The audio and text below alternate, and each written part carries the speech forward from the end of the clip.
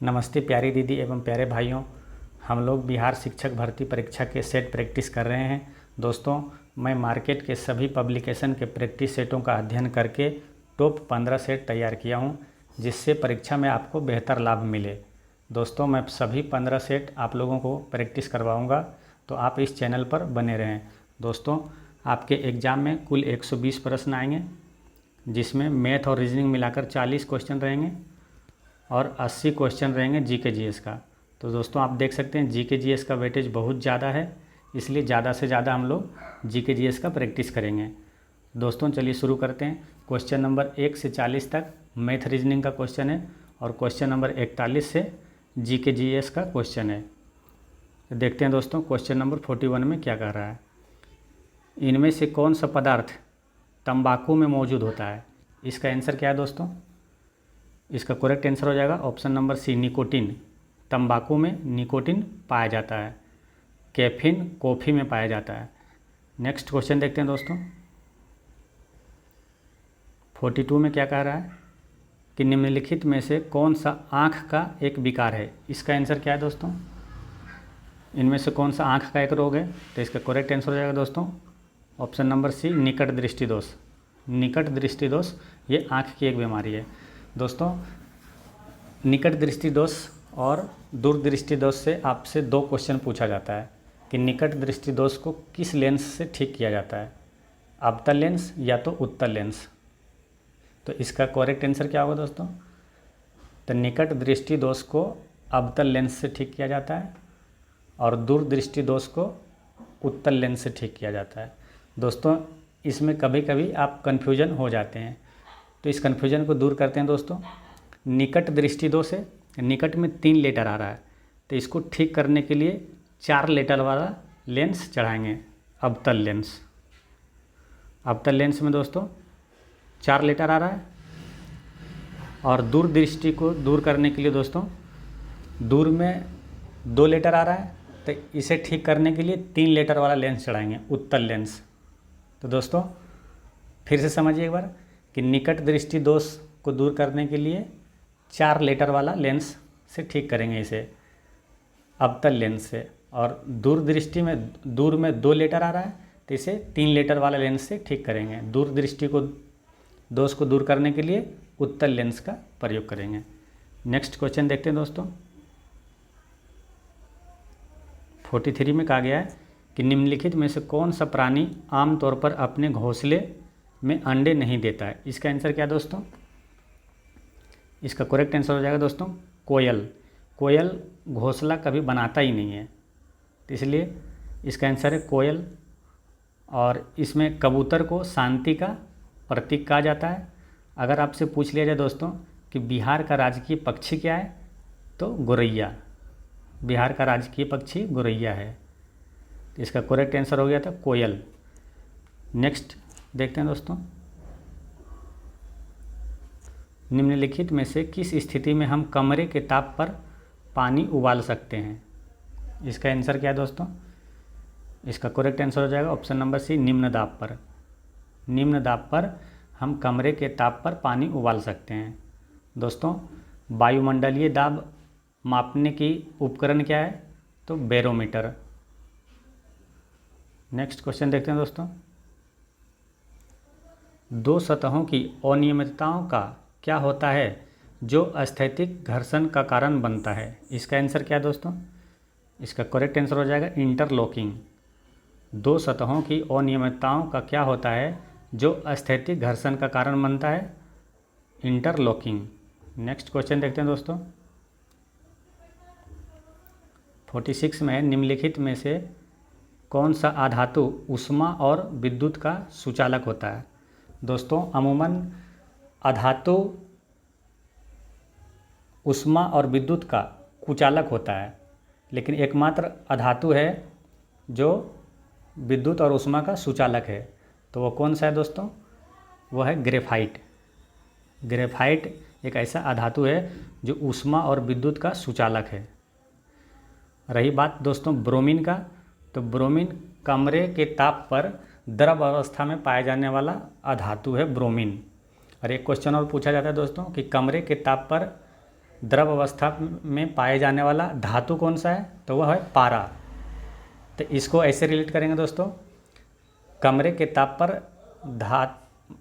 ताप पर द्रव अवस्था में पाए जाने वाला अधातु ब्रोमीन।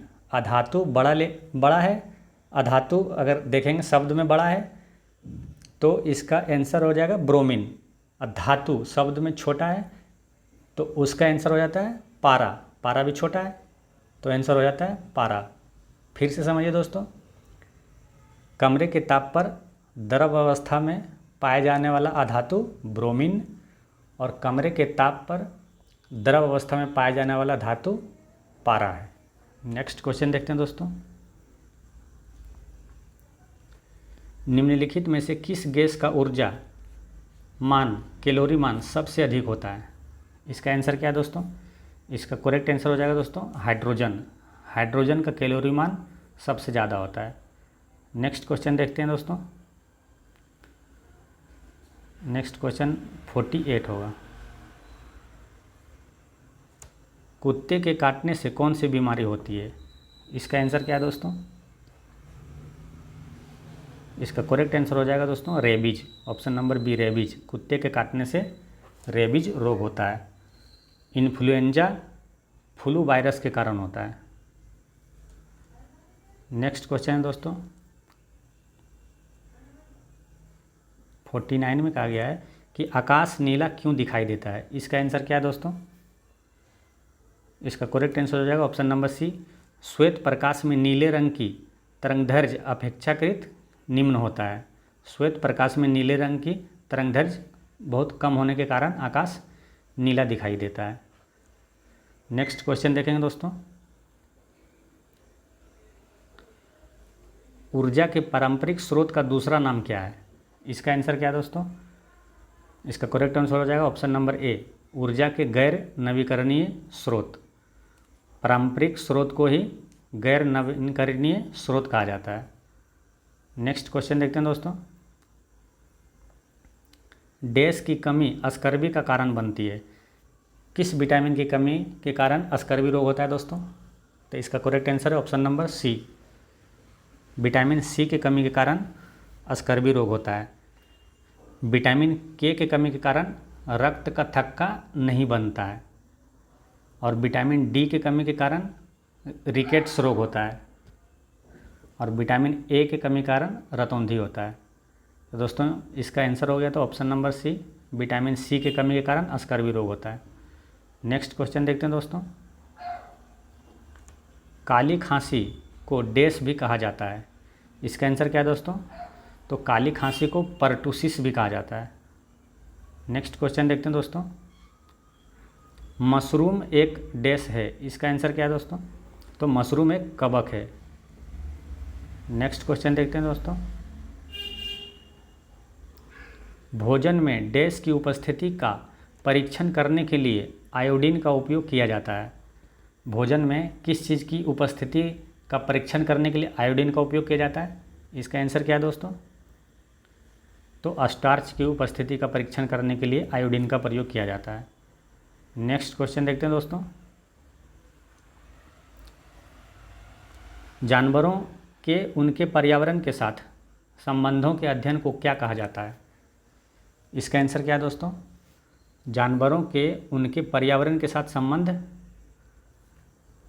इकोलॉजी कहलाता है, पारिस्थितिकी। जानवरों के उनके पर्यावरण के संबंध को पारिस्थितिकी तंत्र कहा जाता है, इकोलॉजी। नेक्स्ट क्वेश्चन देखते हैं दोस्तों, इनमें से किसमें ऑप्टिकल लेंस नहीं होता है? इसका आंसर क्या है दोस्तों? तो इसका करेक्ट आंसर हो जाएगा ऑप्शन नंबर सी, स्टेथोस्कोप में ऑप्टिकल लेंस नहीं होता है। नेक्स्ट क्वेश्चन देखते हैं दोस्तों,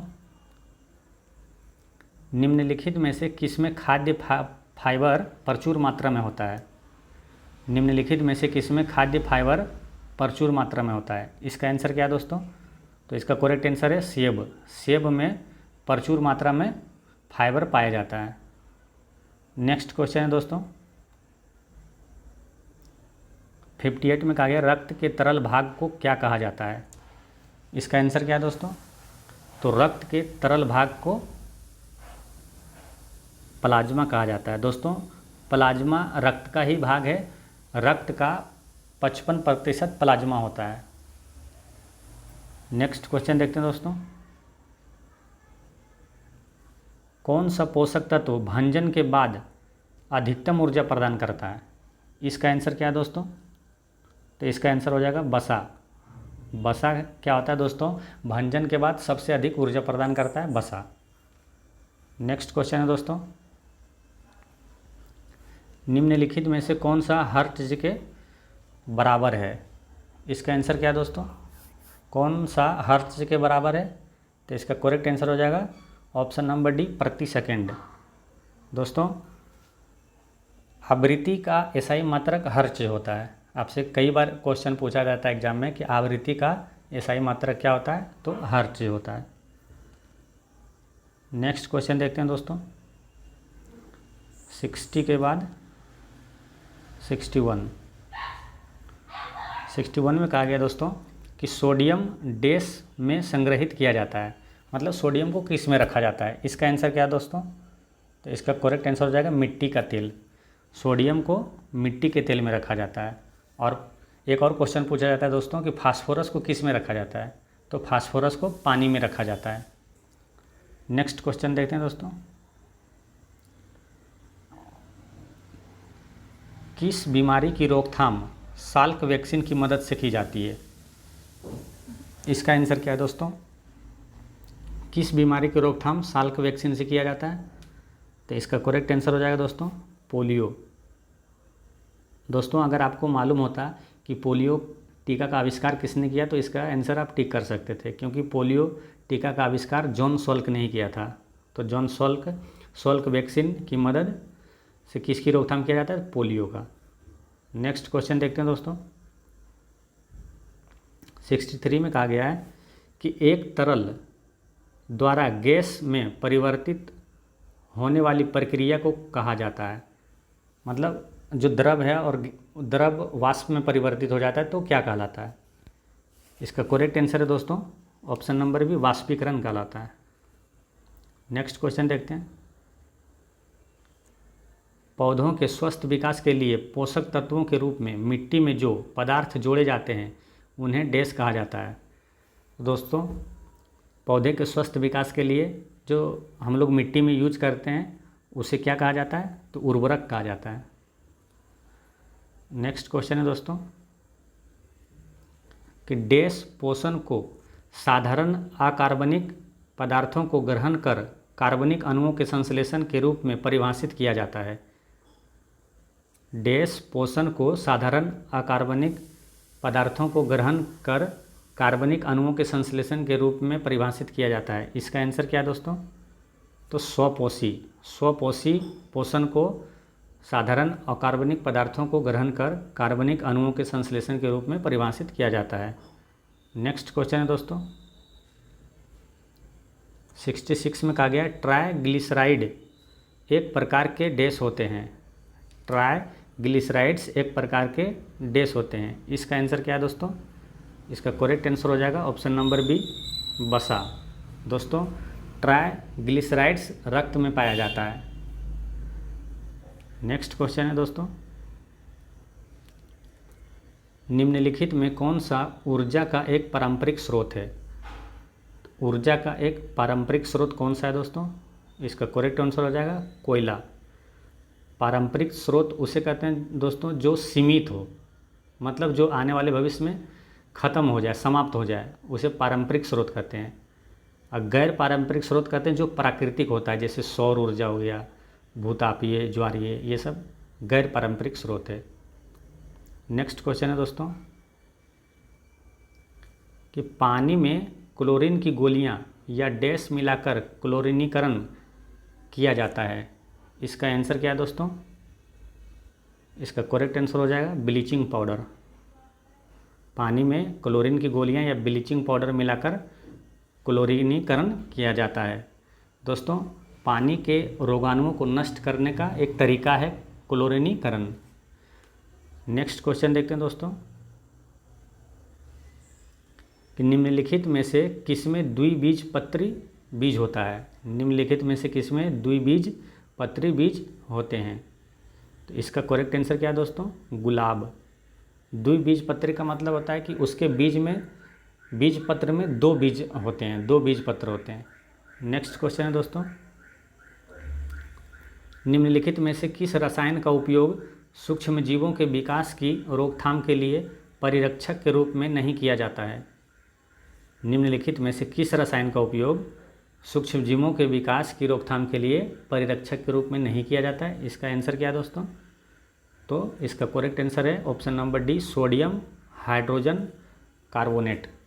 दोस्तों सोडियम हाइड्रोजन कार्बोनेट को ही है ना सोडियम बाइकार्बोनेट कहा जाता है, और सोडियम बाइकार्बोनेट को ही खाने वाला सोडा भी कहते हैं और बेकिंग सोडा भी कहा जाता है। नेक्स्ट क्वेश्चन देखते हैं दोस्तों, एजी टेंसले ने 1935 में देश में अवधारणा प्रस्तुत की। तो इसका आंसर क्या है दोस्तों? इसका करेक्ट आंसर हो जाएगा ऑप्शन नंबर सी, पारिस्थितिकी तंत्र। दोस्तों पारिस्थितिकी तंत्र का खोज है ना एजी टेंसले ने ही किया था। नेक्स्ट क्वेश्चन देखते हैं दोस्तों, निम्नलिखित में से कौन सा एक कोशिकीय जीव नहीं है? इसका आंसर क्या है दोस्तों? इसका करेक्ट आंसर हो जाएगा पादप। पादप एक कोशिकीय जीव नहीं है, क्योंकि पादप बहुकोशिकीय जीव है। एक कोशिकीय जीव में शैवाल, प्रोटोजोन्स और बैक्टीरिया। नेक्स्ट क्वेश्चन है दोस्तों, निम्न में से कौन सा जड़ नहीं है? इसका आंसर क्या है दोस्तों? दोस्तों अगर आपको मालूम हो कि इसमें तना कौन सा है तो आप आंसर लगा सकते हैं कि वो जड़ नहीं है। तो दोस्तों तना के लिए एक लाइन है कि हद कर दी आपने। हद कर दी आपने मतलब हद से हल्दी, कर दी से अदरक, आपने मतलब आप यानी आलू प्याज। तो आलू ये क्या तना कौन सा है दोस्तों? एक लाइन है कि हद कर दी आपने, हल्दी, अदरक, आपने यानी आलू प्याज, तो आलू तना हो जाता है। तो इसका करेक्ट आंसर हो जाता है कौन सा जड़ नहीं है? तो आलू जड़ नहीं है। नेक्स्ट क्वेश्चन देखते हैं दोस्तों, निम्नलिखित में से कौन सा परजीवी पौधा है? परजीवी पौधा का मतलब होता है दोस्तों कि वह किसी और पे डिपेंड रहता है। इसका करेक्ट आंसर क्या है दोस्तों? इसका करेक्ट आंसर है अमरबेल। जैसे आप देखते होंगे गांव में दोस्तों कि बैर का पेड़ हो या तो बबूल का पेड़ हो, उस पर एक पीली जाली की तरह एक लता होता है, वही होता है अमरबेल। नेक्स्ट क्वेश्चन देखते हैं दोस्तों,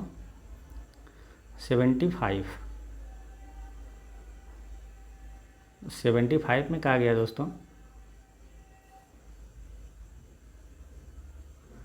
75 में है कि पत्ती में सिराओं एवं छोटी सिराओं की व्यवस्था का नाम है। इसका आंसर क्या है दोस्तों? पत्ती में सिराओं एवं छोटी सिराओं का व्यवस्था का नाम क्या है? इसका करेक्ट आंसर है दोस्तों सिरा विन्यास। सिरा विन्यास कहलाता है। नेक्स्ट क्वेश्चन देखते हैं दोस्तों, क्वेश्चन नंबर 76 है कि बौद्ध, हिंदू एवं जैन शैलचित्र गुहाएं एक साथ विद्यमान है। तो किसमें है दोस्तों? बौद्ध, हिंदू और जैन शैलकृत तीनों है एलोरा में। एलोरा दोस्तों, एलिफेंटा और एलोरा की गुफाएं ये महाराष्ट्र में है। ये ध्यान, एलोरा और एलिफेंटा और अजंता की गुफाएं ये सब महाराष्ट्र में है। नेक्स्ट क्वेश्चन देखते हैं दोस्तों, क्वेश्चन नंबर 77 है कि शिवाजी ने मुगलों को अपना 3/4 राज्य किस संधि के द्वारा दिया? इसका आंसर क्या है दोस्तों? इसका करेक्ट आंसर हो जाएगा पुरंदर की संधि। शिवाजी ने मुगलों को अपना 3/4 पुरंदर की संधि में दिया था। दोस्तों पुरंदर की संधि कब हुआ था? तो 1665 में हुआ था। नेक्स्ट क्वेश्चन देखते हैं दोस्तों, प्रारंभिक हड़प्पा स्थलों में एक ही खेत में साथ साथ 2 फसलों के उगाने का साक्ष्य प्राप्त होता है। कहाँ से प्राप्त हुआ था दोस्तों? इसका करेक्ट आंसर क्या है दोस्तों? इसका करेक्ट आंसर है कालीबंगा। दोस्तों आपको मालूम हो कालीबंगा राजस्थान में है। कालीबंगा से ही हल से जोते हुए खेत का साक्ष्य मिला था। ये भी याद रखना है दोस्तों, कालीबंगा राजस्थान में। नेक्स्ट क्वेश्चन देखते हैं दोस्तों, किस प्रणाली में व्यवस्थापिका का राष्ट्रपति से पृथक व स्वतंत्र अस्तित्व होता है? किस प्रणाली में व्यवस्थापिका का राष्ट्रपति से पृथक व स्वतंत्र अस्तित्व होता है? इसका करेक्ट आंसर क्या है दोस्तों? इसका करेक्ट आंसर हो जाएगा अध्यक्षात्मक प्रणाली में। नेक्स्ट क्वेश्चन देखते हैं दोस्तों, निम्न में से किस तिथि को संविधान सभा का अंतिम बैठक हुई थी? इसका आंसर क्या है दोस्तों? इसका करेक्ट आंसर हो जाएगा 24 जनवरी 1950। 24 जनवरी 1950 को ही संविधान सभा का अंतिम बैठक हुआ था और उस बैठक में ही डॉक्टर राजेंद्र प्रसाद को भारत का पहला राष्ट्रपति चुना गया था। दोस्तों, एक क्वेश्चन अति महत्वपूर्ण आपसे पूछा जाता है कि भारतीय तिरंगे को राष्ट्रीय ध्वज के रूप में कब अपनाया गया? तो इसका करेक्ट आंसर है दोस्तों 22 जुलाई 1947। ये भी याद रखना है दोस्तों। नेक्स्ट क्वेश्चन देखते हैं, निम्न में से किस देश के संविधान से आयरलैंड ने राज्य के नीति निर्देशक तत्व को अपनाया था? दोस्तों, आज तक हम लोगों ने पढ़ा है कि राज्य के नीति निर्देशक तत्व किस देश से लिया गया है, तो आयरलैंड से लिया गया था। लेकिन इस क्वेश्चन में पूछ रहा है कि किस देश से आयरलैंड ने लिया था राज्य के नीति निर्देशक से जो तत्व है वो आयरलैंड ने किस देश से लिया था? इसका करेक्ट आंसर दोस्तों स्पेन से लिया था। तो स्पेन से आयरलैंड ने लिया था और आयरलैंड से अपना भारत लिया था। नेक्स्ट क्वेश्चन देखते हैं दोस्तों, विश्व व्यापार संगठन जो अब गेट के स्थान पर है, इसका मुख्यालय कहाँ है? दोस्तों, वर्ल्ड ट्रेड ऑर्गेनाइजेशन WTO का मुख्यालय कहाँ है? तो इसका करेक्ट आंसर हो जाएगा दोस्तों जिनेवा, स्विट्जरलैंड में। विश्व व्यापार संगठन का मुख्यालय कहाँ है? स्विट्जरलैंड के जिनेवा में। नेक्स्ट क्वेश्चन देखते हैं दोस्तों, विधान परिषद की सदस्यता के लिए न्यूनतम आयु सीमा क्या है? विधान परिषद के लिए न्यूनतम आयु सीमा क्या है दोस्तों? तो इसका करेक्ट आंसर हो जाएगा 30 वर्ष। दोस्तों, राज्य में विधान परिषद के लिए न्यूनतम आयु है 30 वर्ष और केंद्र में हो जाता है राज्यसभा के लिए 30 वर्ष। और वैसे ही राज्य में विधान सभा में सदस्यता के लिए न्यूनतम आयु है 25 वर्ष और लोकसभा में न्यूनतम आयु है 25 वर्ष। नेक्स्ट क्वेश्चन देखते हैं दोस्तों, 1904 में क्रांतिकारियों की गुप्त संस्था के रूप में अभिनव भारत का स्थापना किसने किया था? दोस्तों, अभिनव भारत की स्थापना किसने किया था? तो इसका करेक्ट आंसर है BD सावरकर। BD सावरकर ने ही अभिनव भारत की स्थापना किया था। नेक्स्ट क्वेश्चन देखते हैं दोस्तों, क्वेश्चन नंबर 85, एक कल्याणकारी राज्य संबंधी विचार किस में दिए गए हैं? इसका आंसर क्या है दोस्तों? तो इसका करेक्ट आंसर हो जाएगा ऑप्शन नंबर B, कल्याणकारी राज्य। ये राज्य नीति संबंध निर्देशक सिद्धांत में दिया हुआ है। दोस्तों, राज्य के नीति निर्देशक सिद्धांत भाग 4 में है, ये ध्यान रखना है दोस्तों। और यह आयरलैंड से लिया गया था। नेक्स्ट क्वेश्चन देखते हैं दोस्तों, land of the golden pagoda किसे कहते हैं? इसका आंसर क्या है दोस्तों? Land of the golden pagoda. इसका आंसर क्या है दोस्तों? इसका करेक्ट आंसर हो जाएगा ऑप्शन नंबर A, म्यांमार को कहा जाता है। Land of the golden pagoda Myanmar को कहा जाता है। दोस्तों, चीन को ड्रैगन कहा जाता है और जापान को उगते हुए सूर्य का देश कहा जाता है। दोस्तों, यहाँ गोल्डन पैगोडा है। अगर आपसे पूछ लिया जाए कि ब्लैक पैगोडा किसे कहते हैं, तो दोस्तों ब्लैक पैगोडा ये उड़ीसा में जो स्थित है कोणार्क का सूर्य मंदिर को ब्लैक पैगोडा के नाम से जाना जाता है। तो ये ध्यान रखना दोस्तों। नेक्स्ट क्वेश्चन देखते हैं दोस्तों, राजा राम मोहन राय को राजा की उपाधि किसने दी थी? यहाँ मिस्टेक है दोस्तों, राजा राम मोहन राय होगा। राजा की उपाधि किसने दी थी? इसका आंसर क्या है दोस्तों? इसका करेक्ट आंसर हो जाएगा अकबर द्वितीय ने दिया था। राजा राम मोहन राय को राजा की उपाधि अकबर द्वितीय ने दिया था। नेक्स्ट क्वेश्चन देखते हैं दोस्तों, 87 के बाद 88 में चलते हैं दोस्तों। इसमें कहा गया है निम्नलिखित में से कौन कैबिनेट मिशन के भारत पहुंचने पर भारतीय राष्ट्रीय कांग्रेस का अध्यक्ष था। इसका आंसर क्या है दोस्तों, तो उस समय दोस्तों 1946 की बात हो रही, कैबिनेट मिशन 1946 में आया था। उस समय कांग्रेस, राष्ट्रीय कांग्रेस का अध्यक्ष था अबुल कलाम आज़ाद। नेक्स्ट क्वेश्चन देखते हैं दोस्तों, पश्चिम बंगाल में रानीगंज क्षेत्र किस लिए विख्यात है। इसका आंसर क्या है दोस्तों, तो रानीगंज कोयला के लिए विख्यात है।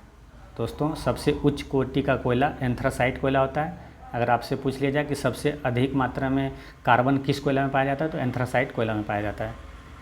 नेक्स्ट क्वेश्चन देखते हैं दोस्तों, इसमें मिलान करना है दोस्तों कि सुरेश तेंदुलकर समिति किस क्षेत्र से संबंधित है, नरसिंहम समिति किस क्षेत्र से संबंधित है, राजा चलैया समिति किससे संबंधित है, और मदन मोहन पूंजी आयोग किससे संबंधित है। तो दोस्तों सुरेश तेंदुलकर गरीबी रेखा से संबंधित है, नरसिंहमन समिति बैंकिंग क्षेत्र से संबंधित है, और राजा चलैया समिति कर सुधार से संबंधित है, और मदन मोहन पूंछी आयोग केंद्र राज्य संबंध से संबंधित है। इस प्रकार इसका करेक्ट आंसर हो जाएगा दोस्तों ऑप्शन नंबर ए। दोस्तों यहाँ एक चीज़ ध्यान रखना है कि सुरेश तेंदुलकर समिति का संबंध गरीबी से, तो ऐसे रिलेट कर लेना दोस्तों कि सचिन तेंदुलकर गरीबों की सेवा करते हैं, सचिन तेंदुलकर गरीबों की सेवा करते हैं, तो ये याद रहेगा दोस्तों आपको। और रही बात ये राजा चलैया कर, तो ऐसे याद रख लेना दोस्तों कि चल कर ला, तो राजा चलैया समिति कर सुधार से संबंधित है। नेक्स्ट क्वेश्चन देखते हैं दोस्तों, 91 में कहा गया कि बिहार राज्य का क्षेत्रफल भारत के क्षेत्रफल का कितना प्रतिशत है। तो इसका करेक्ट आंसर क्या है दोस्तों, इसका करेक्ट आंसर हो जाएगा ऑप्शन नंबर ए 2.86%। बिहार राज्य का क्षेत्रफल भारत के क्षेत्रफल का 2.86% है। दोस्तों बिहार राज्य का क्षेत्रफल भारत के क्षेत्रफल का कितना प्रतिशत है, तो 2.86%। दोस्तों बिहार क्षेत्रफल की दृष्टि से भारत का 12वां राज्य है, ये भी याद रखना है दोस्तों। नेक्स्ट क्वेश्चन है दोस्तों, निम्नलिखित में से किस क्षेत्र में ग्रीष्म मानसून के दौरान अधिकतम वर्षा होती है। ग्रीष्म मानसून के दौरान अधिकतम वर्षा कहाँ होती है दोस्तों, तो इसका करेक्ट आंसर है ऑप्शन नंबर बी उत्तरी पूर्वी पहाड़ी क्षेत्र में। ग्रीष्म मानसून के दौरान सबसे ज़्यादा वर्षा उत्तरी पूर्वी पहाड़ी क्षेत्र में होता है। नेक्स्ट क्वेश्चन देखते हैं दोस्तों, किस नदी पर नागार्जुन सागर परियोजना स्थित है। इसका आंसर क्या है दोस्तों, तो इसका करेक्ट आंसर क्या है दोस्तों, इसका करेक्ट आंसर है कृष्णा नदी पर। दोस्तों इसको ऐसे रिलेट कर लेंगे कि महाभारत में अर्जुन का सारथी कृष्ण था, है ना। महाभारत में अर्जुन का सारथी कौन थे, कृष्ण थे। तो नागार्जुन सागर परियोजना किस नदी पर है, तो कृष्णा नदी पर है। जब कभी आपके सामने क्वेश्चन है दोस्तों नागार्जुन मतलब अर्जुन, ऐसे अर्जुन से रिलेट कर लेना है। अर्जुन का सारथी कौन था, कृष्ण, तो कृष्णा आंसर हो जाएगा दोस्तों। करेक्ट क्वेश्चन नंबर 94 में कहा गया दोस्तों कि भारत में जनसंख्या की घनत्व की परिभाषा की जाती है। इसका आंसर क्या है दोस्तों, इसका करेक्ट आंसर हो जाएगा ऑप्शन नंबर डी प्रति वर्ग किलोमीटर व्यक्तियों की संख्या के रूप में। भारत में जनसंख्या की घनत्व की परिभाषा कैसे की जाती है दोस्तों, प्रति वर्ग किलोमीटर व्यक्तियों की संख्या के रूप में। दोस्तों एक चीज़ ये भी याद रखना है कि सबसे अधिक जनसंख्या घनत्व वाला राज्य बिहार है। नेक्स्ट क्वेश्चन देखते हैं दोस्तों, निम्नलिखित में से किसने लखनऊ में सन 1857 के विद्रोह का नेतृत्व किया था। तो दोस्तों लखनऊ से 1857 की क्रांति का नेतृत्व किसने किया था। इसका करेक्ट आंसर क्या है दोस्तों, तो Begum Hazrat Mahal, option number D. Begum Hazrat Mahal ने 1857 की क्रांति में लखनऊ से नेतृत्व किया था। और बिहार में अगर पूछा था बिहार से कौन सा नेतृत्व किया था, बिहार के जगदीशपुर से तो कुंवर सिंह। नेक्स्ट क्वेश्चन है दोस्तों, अकबर ने पंचमहल का निर्माण जो खंभों के लिए विख्यात है कहाँ किया था? अकबर ने पंचमहल का निर्माण कहाँ किया था दोस्तों? तो इसका करेक्ट आंसर क्या है? इसका करेक्ट आंसर हो जाएगा दोस्तों option number B, Fatehpur Sikri में। फतेहपुर सीकरी जो आगरा के पास है। नेक्स्ट क्वेश्चन देखते हैं दोस्तों, स्वामी दयानंद सरस्वती ने प्रथम आर्य समाज 1875 ईस्वी में कहाँ स्थापित की थी? मतलब आर्य समाज की स्थापना वो कहाँ किए थे 1875 में? इसका आंसर क्या है दोस्तों? तो बम्बई में किया थे। दोस्तों स्वामी दयानंद सरस्वती से एक पुस्तक बहुत महत्वपूर्ण है जो आपसे पूछा जाता है कि सत्यार्थ प्रकाश के लेखक कौन है? तो दोस्तों इसका करेक्ट आंसर है स्वामी दयानंद सरस्वती। स्वामी दयानंद सरस्वती की ही पुस्तक है सत्यार्थ प्रकाश। तो इसको ऐसे भी याद कर लेंगे दोस्तों कि सत्यार्थ मतलब सत्य, सत्य वही बोलेगा जिसके जुआ पे सरस्वती माँ का वास हो जाएगा। तो सत्यार्थ प्रकाश के लेखक स्वामी दयानंद सरस्वती। दोस्तों पुस्तक और उसके लेखक का बेहतरीन वीडियो इस चैनल पे अपलोड किया हुआ है, आप चाहें तो देख सकते हैं दोस्तों, बहुत फ़ायदा होगा। नेक्स्ट क्वेश्चन देखते हैं दोस्तों, आज़ाद दस्ता के पहले प्रशिक्षण शिविर का गठन किसके निर्देशन में किया गया है? इसका आंसर क्या है दोस्तों? इसका करेक्ट आंसर है ऑप्शन नंबर सी, सरदार नित्यानंद सिंह। आज़ाद दस्ता के पहले प्रशिक्षण शिविर का गठन किसके निर्देशन में किया गया? तो सरदार नित्यानंद सिंह के। नेक्स्ट क्वेश्चन देखते हैं दोस्तों, नेक्स्ट क्वेश्चन आएगा 99 में कहा गया दोस्तों कि बिहार का पहला दैनिक हिंदी अखबार बिहार बंधु किस वर्ष शुरू हुआ था? इसका आंसर क्या है दोस्तों? तो इसका करेक्ट आंसर हो जाएगा दोस्तों ऑप्शन नंबर ए, 1872 ईस्वी में बिहार का पहला दैनिक हिंदी अखबार बिहार बंधु शुरू हुआ था। दोस्तों अगर आपसे पूछ लिया जाए कि बिहार बंधु अखबार को किसने शुरू किया, तो इसका करेक्ट आंसर है दोस्तों केशव राम भट्ट ने। केशव राम भट्ट ने बिहार बंधु अखबार को शुरू किया था। नेक्स्ट क्वेश्चन देखते हैं दोस्तों, संसदात्मक सरकार में कार्यपालिका का अपने समस्त कार्यों तथा नीतियों के लिए उत्तरदायी होती है, किसके प्रति उत्तरदायी होती है दोस्तों? तो इसका करेक्ट आंसर हो जाएगा ऑप्शन नंबर ए, विधायिका के प्रति उत्तरदायी होता है। संसदात्मक कार्य सरकार में कार्यपालिका अपने समस्त कार्यों तथा नीतियों के लिए उत्तरदायी होता है विधायिका के प्रति। नेक्स्ट क्वेश्चन देखते हैं दोस्तों, भारतीय संविधान की प्रस्तावना को कितनी बार संशोधित किया गया? इसका आंसर क्या है दोस्तों? तो इसका करेक्ट आंसर हो जाएगा दोस्तों ऑप्शन नंबर ए, मात्र एक बार ही अभी तक प्रस्तावना में संशोधन किया गया है, और वो संशोधन था दोस्तों 42वां संशोधन 1976 में हुआ था, जिसमें समाजवाद, धर्मनिरपेक्ष और अखंडता शब्द को जोड़ा गया था। नेक्स्ट क्वेश्चन देखते हैं दोस्तों, निम्नलिखित में से कौन सा अधिकार केवल राज्यसभा को प्राप्त है? इसका आंसर क्या है दोस्तों? इसका करेक्ट आंसर है ऑप्शन नंबर सी, नई अखिल भारतीय सेवाओं को निर्मित करने की संस्तुति करना, यह केवल राज्यसभा को प्राप्त है। नेक्स्ट क्वेश्चन देखते हैं दोस्तों, 103 में कहा गया है कि प्रसिद्ध दिलवाड़ा मंदिर स्थित है। तो दोस्तों इसका आंसर क्या है? तो इसका करेक्ट आंसर हो जाएगा दोस्तों ऑप्शन नंबर सी, राजस्थान में। प्रसिद्ध दिलवाड़ा मंदिर राजस्थान के माउंट आबू पर्वत पर है, यह जैन धर्म से संबंधित है। नेक्स्ट क्वेश्चन देखते हैं दोस्तों, निम्न में से किस राज्य को हड़पने के लिए व्ययगत के सिद्धांत का पालन नहीं किया गया? व्ययगत का सिद्धांत दोस्तों इसे हड़प नीति भी कहते हैं। इसका आंसर क्या है दोस्तों? तो पंजाब। पंजाब को हड़पने के लिए व्ययगत के सिद्धांत का पालन नहीं किया गया था। दोस्तों, बेगत सिद्धांत या हड़प नीति का सिद्धांत किसने लागू किया था? तो लॉर्ड डलहौजी ने लागू किया था। नेक्स्ट क्वेश्चन देखते हैं दोस्तों, भारतीय बजट प्रणाली का जनक किसे कहा जाता है? इसका आंसर क्या है दोस्तों? इसका करेक्ट आंसर हो जाएगा जेम्स विल्सन। भारतीय बजट प्रणाली का जनक जेम्स विल्सन है। नेक्स्ट क्वेश्चन देखते हैं दोस्तों, कैलाश मानसरोवर की यात्रा पर जाने वाले तीर्थयात्रियों को तिब्बत में प्रवेश करने के लिए किस दर्रे को पार करना पड़ता है? इसका कहना है दोस्तों कि तिब्बत में प्रवेश करने के लिए किस दर्रे को पार करना पड़ता है? तो इसका करेक्ट आंसर है दोस्तों नाथुला दर्रा। नाथुला दर्रा दोस्तों यह सिक्किम में है। सिक्किम में 2 दर्रे प्रमुख है दोस्तों, नाथुला और जेलेपला।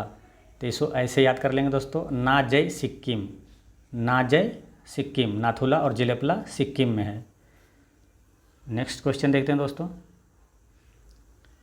डॉक्टर अंबेडकर ने भारतीय संविधान के किस प्रावधान को संविधान की आत्मा कहा था? डॉक्टर अंबेडकर ने भारतीय संविधान के किस प्रावधान को संविधान की आत्मा कहा था? इसका आंसर क्या है दोस्तों? ये क्वेश्चन दोस्तों बहुत बार पूछ चुका है। इसका करेक्ट आंसर है दोस्तों ऑप्शन नंबर डी, संवैधानिक उपचारों का अधिकार। अनुच्छेद 32 को भीमराव अंबेडकर ने संविधान का आत्मा कहा। नेक्स्ट क्वेश्चन देखते हैं दोस्तों, निम्न में से कौन सा समूह बिहार के न्यूनतम साक्षरता दर वाले जिलों को व्यक्त करता है? इसका आंसर क्या है दोस्तों? निम्न साक्षरता दर वाले जिले कौन से हैं दोस्तों? तो इसका करेक्ट आंसर है option number B, Purnia, Sitamarhi, Katihar, Madhepura और सहरसा। नेक्स्ट क्वेश्चन देखते हैं दोस्तों, भारतीय संविधान की 8वीं अनुसूची में कितनी भाषाओं का उल्लेख है? यह भी बहुत महत्वपूर्ण क्वेश्चन है दोस्तों, इसे याद रखना है। इसका करेक्ट आंसर है ऑप्शन नंबर सी, भारतीय संविधान की 8वीं अनुसूची में कितनी भाषाओं का उल्लेख है? तो 22 भाषाओं का उल्लेख है। दोस्तों, भारतीय संविधान के मूल संविधान में 14 भाषा का उल्लेख था। 8 भाषा दोस्तों बाद में जोड़ा गया। दोस्तों, अभी हाल में हुए एनटीपीसी के एग्ज़ाम में पूछ दिया था कि सिंधी भाषा को कब जोड़ा गया, किस वर्ष में जोड़ा गया? तो दोस्तों सिंधी को 1967 में जोड़ा गया था। तो इसको ऐसे याद कर लेंगे दोस्तों, सिंधी 67, सिंधी 67, 1967 में जोड़ा गया था।